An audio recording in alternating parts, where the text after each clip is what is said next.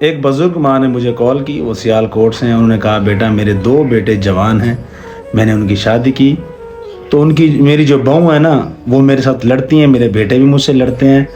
صبح 5 بجے اٹھتی ہوں، میں گھر کی صفائی کرتی ہوں، ان کے لیے ناشتہ بناتی ہوں، کھانا دوپہر کا رات کا. اگر میں لیٹ ہو جاؤں تو وہ مجھ سے بدتمیزی کرتی ہیں. میری بہویں مجھے کبھی کبھی دھکے بھی دے دیتے ہیں لیکن میرے بیٹے کچھ نہیں کہتے. کیسے بدبخت بیٹے ہیں.